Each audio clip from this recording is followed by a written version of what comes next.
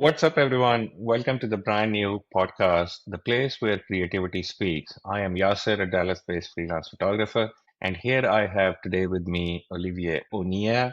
He is a celebrated photographer joining us all the way from Morocco, and he is going to take us through a shot that he has recently captured, which eventually led him to win the Photographer of the Year award. Olivia, thanks very much for taking out the time for this conversation. Please go ahead and introduce yourself. Bonjour, d'abord, merci de m'accueillir, c'est très très gentil. Donc je m'appelle Olivier Unia, je suis français, franco-espagnol et je suis arrivé, j'ai déménagé, j'ai quitté l'Europe pour venir m'installer ici au Maroc, qui est donc un pays d'Afrique du Nord. Je suis venu m'installer il y a 17 ans déjà.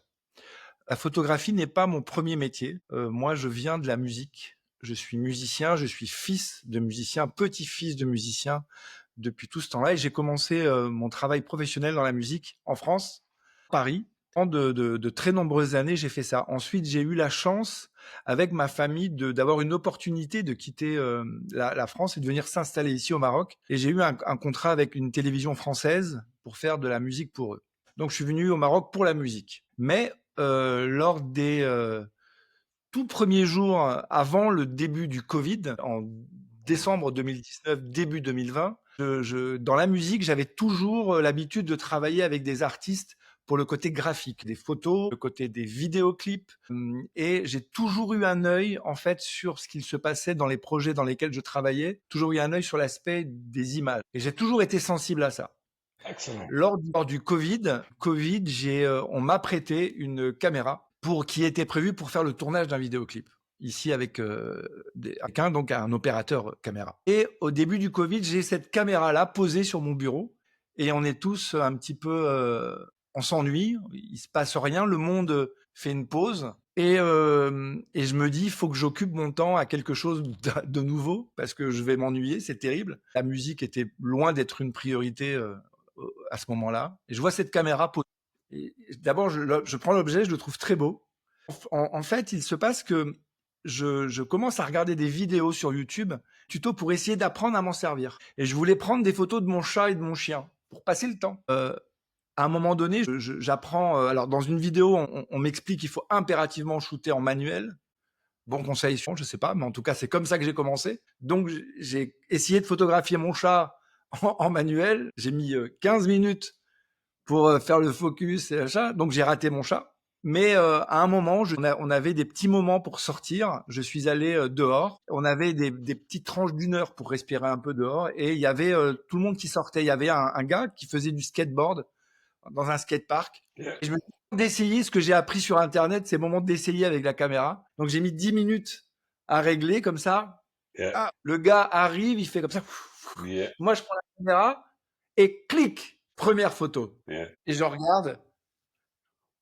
Waouh, Yeah. ça a changé ma vie. La sensation de réussir une photo, cette sensation-là, elle ne m'a plus jamais quitté. Et ça a été un choc, comme quelque chose d'électrique, et j'ai voulu reproduire cette sensation. Mais si j'avais raté la première photo, si la première photo avait été floue, out of focus, ou si elle avait été noire ou surexposée, j'aurais arrêté, j'aurais pris l'appareil, j'aurais mis dans le sac et je serais parti faire de la musique. Mais j'ai réussi parce que j'ai eu beaucoup de chance. And Olivia, if I may stop you here, should I share my screen and you can explain to the viewers here the photo that we were talking about, right? So this is the one that we am showing here. No, I'm talking about the first photo of my life, you know? Okay.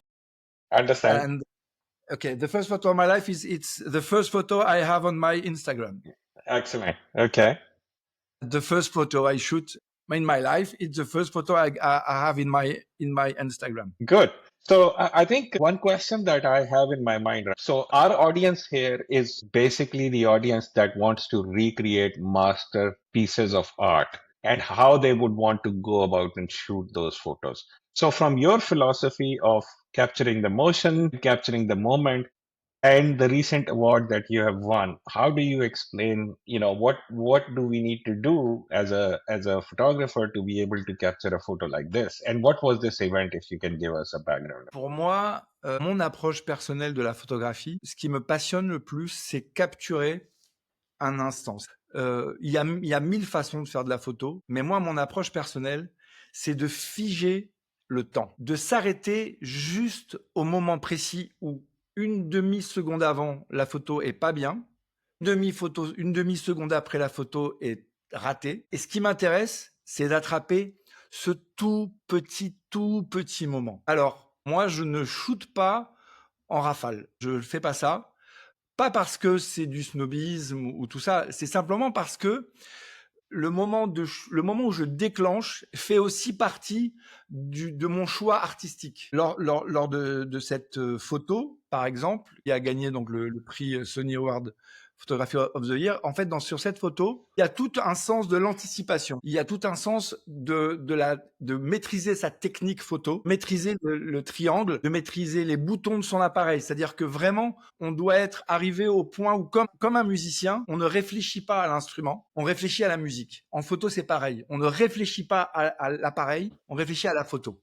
Et pour ça, il faut avoir beaucoup pratiqué pour avoir tous les réflexes dans les mains. Et pour moi, le moment précis où il faut déclencher, alors évidemment, des fois, on rate, c'est vrai. Et ceux d'ailleurs qui font chacun son truc. D'accord, il n'y a pas une bonne façon de faire. Il y a 1000 façons de faire. Moi, je raconte la mienne. Et moi, ma façon, c'est d'observer les choses. Là, je vois, par exemple, sur cette photo, je connais bien les chevaux parce que j'ai fait beaucoup de cheval et je sais, en partant, quand il part au galop, là, je le vois, le cheval est nerveux. Et je sais qu'il peut se passer quelque chose. Donc, mon esprit est focus sur ce cavalier-là. Et au moment où il va commencer à perdre l'équilibre, c'est là où j'attends le moment qui pour moi est le plus beau. C'est à ce moment-là que je déclenche cette photo. Alors après, dans la photo, il ne faut jamais oublier, comme disait Cartier-Bresson, le paramètre de la chance. Dans la photo, il y a aussi un paramètre de chance. Parce que si au moment où le cheval tombe, il y a un autre cheval qui passe devant, et à ce moment-là, j'ai pas de chance, je suis pas photographe de l'année. Yeah. Je suis rien du tout. Yeah. Il y a une part de chance. Si le cavalier galope, qu'il vacille, mais qu'il ne tombe pas, je ne suis pas photographe de l'année. Donc, dans la photo, pour réussir une belle photo, il y a toute la partie dont on est responsable et qu'on doit maîtriser. Et il y a une part d'incertitude, je trouve. Olivia, I think another question is, does a difference of gear make it very difficult? A lot of our entrant photographers or hobbyist photographers always get stuck in what kind of gear they should be using to capture a photo like this. Do you think it matters? Quand j'ai commencé, il y avait cette caméra, c'était une caméra Sony, un A7 III. Si on m'avait prêté une Canon ou une Nikon ou autre chose, j'aurais commencé avec autre chose. Aujourd'hui, absolument convaincu qu'il n'y a pas un meilleur appareil que les autres.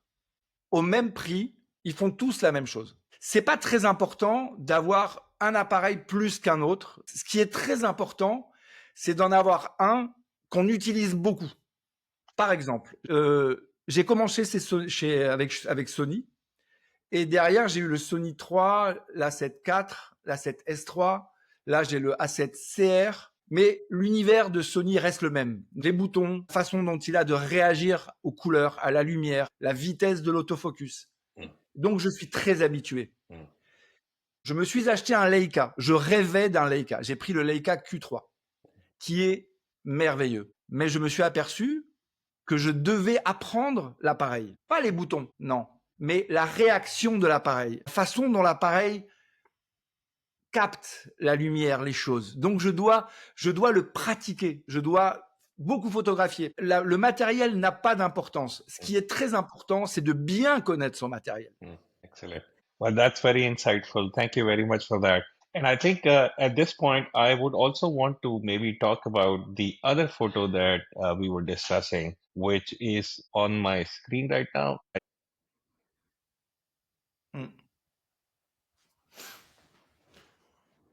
Can you tell us a little bit about this one? Yes. Alors, cette photo aussi, comme toutes les photos, a une part de chance. Pourquoi? Je suis dans le désert et j'accompagne des touristes. Et on fait une semaine dans le désert au sud du Maroc, Sahara. Toute la semaine, en soleil, ciel bleu, et il fait très beau. Donc, en termes de photos, je fais des photos souvenirs, des gens, etc., etc. À un moment, le soleil commence à partir, les nuages arrivent et le ciel commence on voit une tempête de sable qui arrive. Tous les autres gens ont couru se mettre à l'abri dans les tentes, ils sont rentrés dans les voitures et moi, j'ai dit waouh, magique, ça c'est la chance. J'ai pris la caméra et au moment où la tempête arrive, les chameaux arrivent pour traverser, pour rentrer. En 2 minutes, et ce paysage qui change et en face de moi, il y a la nature qui me fait un cadeau.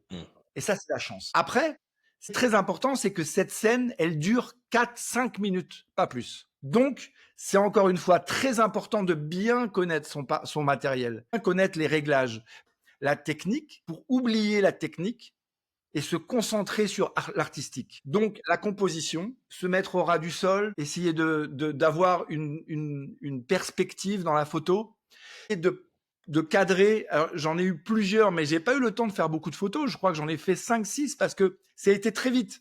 Donc, essayer de bien cadrer. Au début, les chameaux, dans la photo comme ça, les chameaux sont au début de la photo. Donc, il y a une belle composition. Au bout de 2 minutes, les chameaux, ils sont de l'autre côté du paysage. Et la photo, elle n'est pas jolie.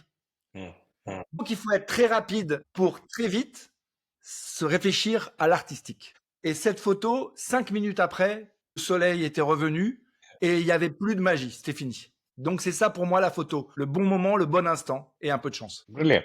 That's very great. Now, another question that comes to my mind is for a lot of our hobbyist photographers, how do they get to be able to know what all events are out there so they can put up their photos? How do you go about selecting and finding out information about different photography awards, events? How do you do that? Pour moi, je pense que ce qui est important sur Internet, il y a beaucoup de concours. Je crois qu'il ne faut pas payer pour les concours. Je pense que les concours payants, je m'en méfie. Moi, j'aime pas ça. Donc déjà, je vais dans les concours où l'inscription est pas payante. On ne doit pas payer, c'est gratuit. Je regarde les catégories. Et par exemple, pour le Sony Award, il y avait différentes catégories, landscape, portrait, etc., etc., etc. Et moi, je me suis inscrit dans motion parce que c'est comme ça que je fais de la photo. S'il n'y avait pas eu la catégorie motion, je me serais pas inscrit. Donc, ce qui est très important, c'est d'inscrire son travail dans la bonne catégorie. Si je l'avais mis dans culture, peut-être que quelqu'un a fait des photos culture mieux. Donc, je choisis moi les concours en suivant les catégories et surtout d'essayer de bien comprendre son propre travail. Ça, c'est très important. Bien comprendre où est-ce qu'on se situe, dans quelle catégorie on se situe. Parfois, je crois qu'on peut s'inscrire, avoir un très beau travail, mais s'inscrire dans la mauvaise catégorie. Donc, il faut bien comprendre son travail et s'inscrire dans les bonnes catégories avec les concours sur Internet. I want to put up this photo once more, and I want you to talk a little bit about once you took the photo, what is the editing process? How much time does it take for you to finish photos? What techniques do you use? Just a little bit information about that. In which photo? I'm going to share the one that won the award. So here you are. D'editing photo, il est toujours à peu près le même.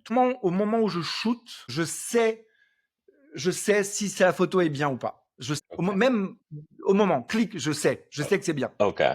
Je sais que le soir, quand je vais rentrer, je vais faire cette photo-là parce que je sais que celle-là, elle est bien. Alors, je travaille sur Affinity, qui est exactement pareil que Photoshop. C'est la même chose. Okay. Je travaille sur Affinity. Mon travail d'édition, c'est beaucoup de dodge and burn sur toutes les régions. Donc, il y a plusieurs dodge and burn, des petits bouts, des fois. Cette photo-là, elle est shootée dans des conditions de lumière difficiles. Il y a beaucoup de soleil au Maroc, il y a beaucoup de soleil, il y a des ombres, la lumière peut être dure. Donc, j'essaye de éclairer la scène comme moi j'ai envie, Donc là, il y a beaucoup de dodge and burn. Il y a quelque chose que j'utilise énormément sur toutes mes photos, c'est-à-dire que je mets un masque et je vais dire que les sombres, les basses lumières vont vers les verts et les hautes lumières vers les beiges ou vers les bleus. Donc, j'essaye de créer un contraste doux, très doux dans la lumière. J'essaie d'adoucir les couleurs. Pourquoi ? Parce que j'aime la peinture et j'aime ce rendu où les couleurs sont un petit peu douces. Après, je débouche les noirs, je les monte un petit peu et c'est à peu près tout.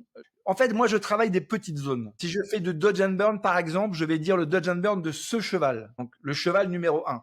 Et je vais m'occuper du cheval numéro 1. Et après, hop, cheval numéro 2. Donc, créé par des petits bouts, partout. Excellent. Very nice. Now, one last question, maybe, and then we can probably go into a wrap up.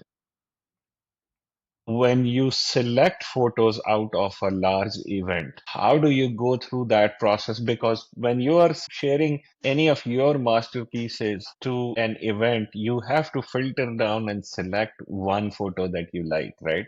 How do you go about that? Feeling. Okay. Nothing else. C'est juste ça. Intuition, émotion. Ça, c'est pour moi très important. La photo, c'est technique au service de l'émotion. Et la photo, beaucoup de gens en photo parlent de technique. Beaucoup de gens parlent gear, parlent matériel, parlent technique. Ils disent ISO, focus, nanana, blabla. Ok. Mais émotion, Hmm, hmm, on oublie émotion. hmm. Feelings, ça c'est très important. Et moi, ce qui me fait aimer une photo, c'est l'émotion. Donc, si j'ai 5 photos, celle que je vais choisir, c'est celle qui me donne le plus d'émotion. Well, that was excellent, Olivia. Thank you very much for taking out the time for this. I know you are a very busy person. I have a shooting tonight. I have to go prepare my gear and go to shoot. And Excellent. tomorrow, another burrito tomorrow, every day. Well, you're able to do all this great work because of your skill and, of course, all your creative mindset. So, thank you very much for taking the time for joining Very the show welcome. here.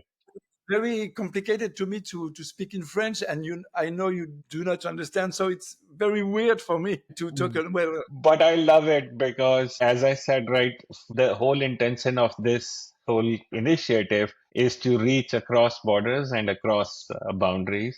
So I'm sure a lot of our audience which speaks or prefers to speak in French will have loved the episode. Thank you very much, Olivia. You have all the best and have fun and stay blessed and stay safe. Thank you. Appreciate it.